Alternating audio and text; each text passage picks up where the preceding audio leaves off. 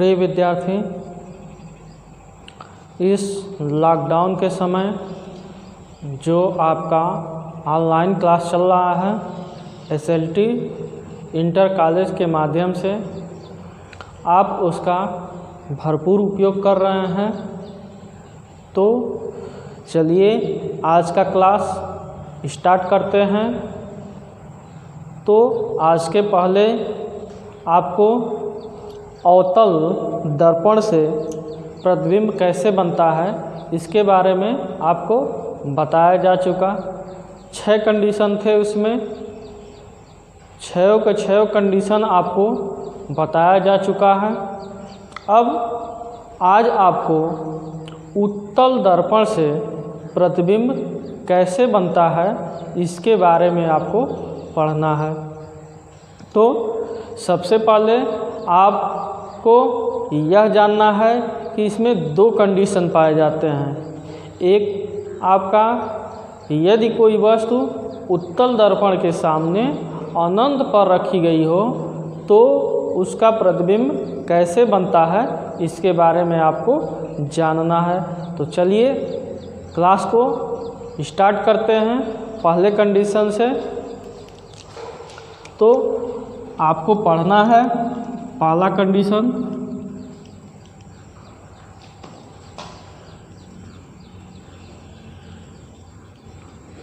यदि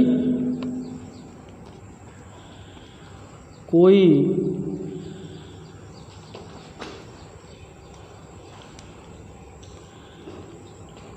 वस्तु उत्तल दर्पण के सामने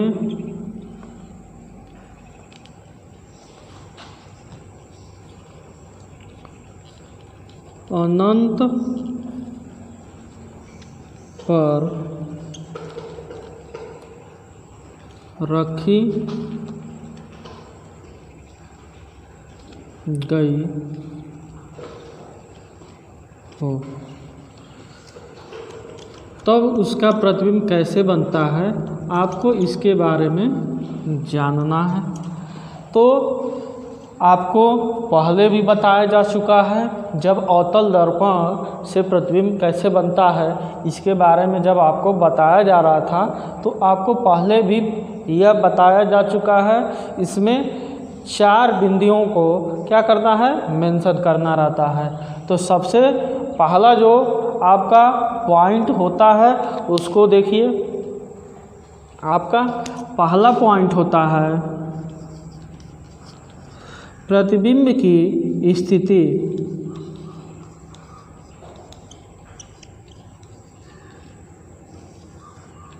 प्रतिबिंब की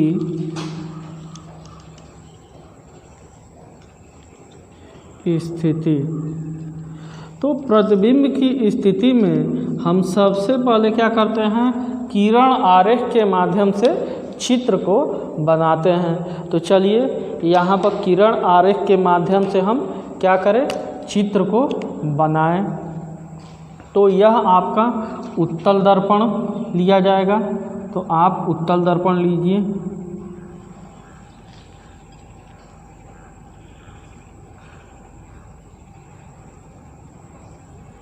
यह आपने क्या लिया, उत्तल दर्पण लिया।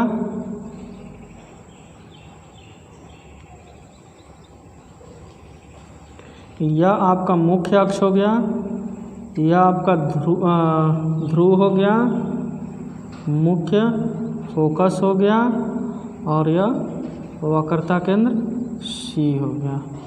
अब देखिए आपका यह कहाँ वस्तु को रखना है, सामने अनंत पर। तो अनंत पर वस्तु रखी गई है तो जो प्रकाश की किरण आएगी अनंत से, तो यह मान लीजिए प्रकाश की किरण अनंत से आई तो मुख्य अक्ष के क्या होगी, समांतर होगी। और आपका देखिए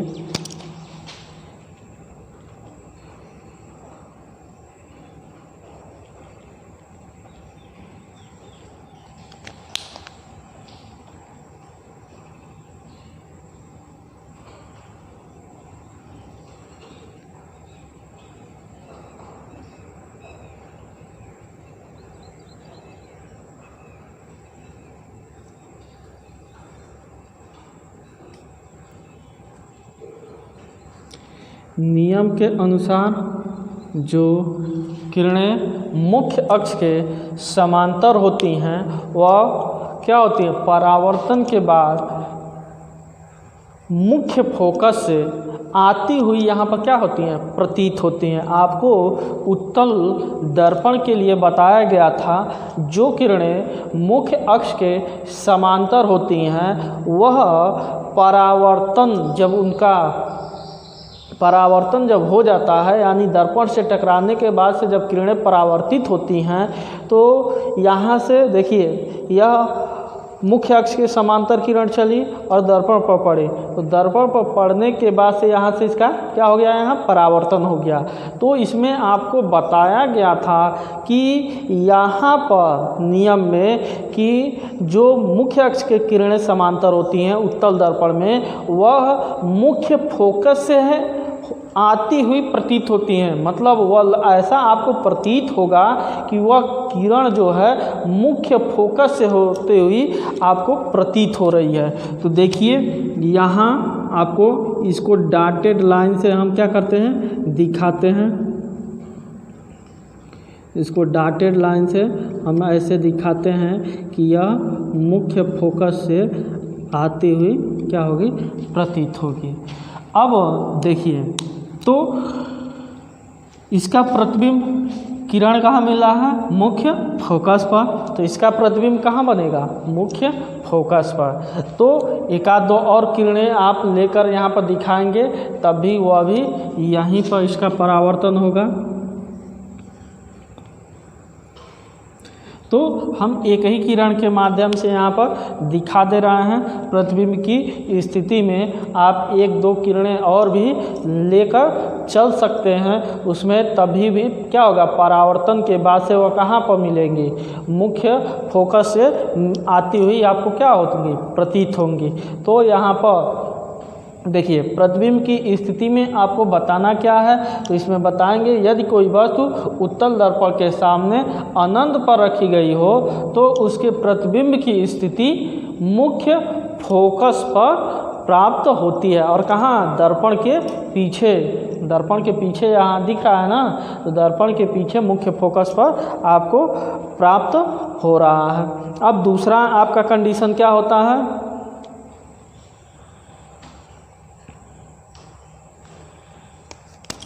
देखिए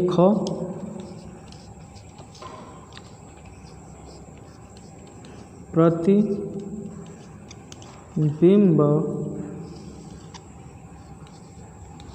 की प्रकृति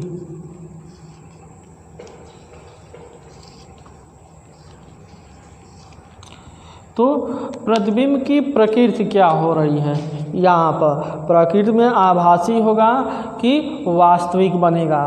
तो यहाँ पर आप देख रहे हैं कि किरण वास्तव में मिल नहीं रही है, यहाँ से किरण चली और दर्पण से टकराकर परावर्तित हो गई, यहाँ से कहीं मिलेगी नहीं, लेकिन यह आपको आभासी, मतलब यह लगेगा कि किरण यह कहाँ से उठती हुई आ रही है, मुख्य फोकस से, यानी यहाँ पर आपको प्रतीत हो रहा है, वास्तव में मिल नहीं रहा है, प्रतीत होगा कि यहाँ मुख्य फोकस से परावर्तित होकर किरण निकल रही है। तो ऐसा तो है नहीं, परावर्तन तो यहाँ से हो जा रहा है, तो किरण आपको लग रहा है कि यह मुख्य फोकस से होकर आती हुई प्रतीत हो रही है।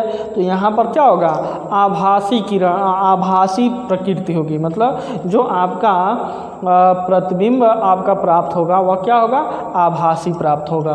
तो इसमें हम कहेंगे यदि कोई वस्तु उत्तल दर्पण के सामने अनंत पर रखी गई हो तो उसके प्रतिबिंब की प्रकृति आभासी प्राप्त होती है, क्योंकि किरणें क्या होती हैं, मिलती हुई प्रतीत होती हैं।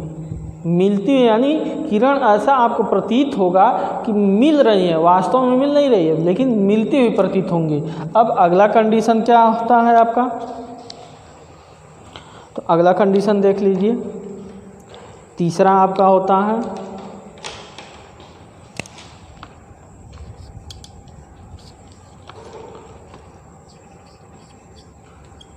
प्रतिबिंब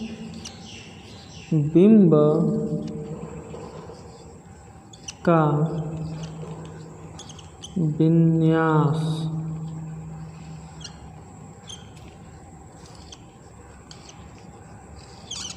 प्रतिबिंब का विन्यास। तो इसमें आपका प्रतिबिंब का विन्यास में क्या बताते हैं, वास्तु जो प्रतिबिंब आपका प्राप्त हो रहा है वह उल्टा प्राप्त हो रहा है कि सीधा प्राप्त हो रहा है। तो इसमें उत्तल दर्पण में आपका प्रतिबिंब क्या होता है, सीधा प्राप्त होता है, यह हमेशा याद रखिए।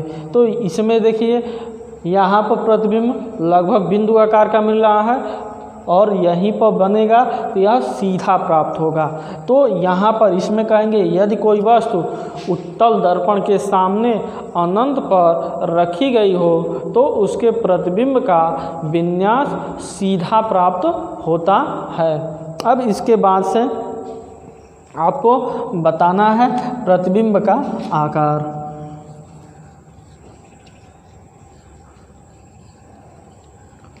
प्रतिबिंब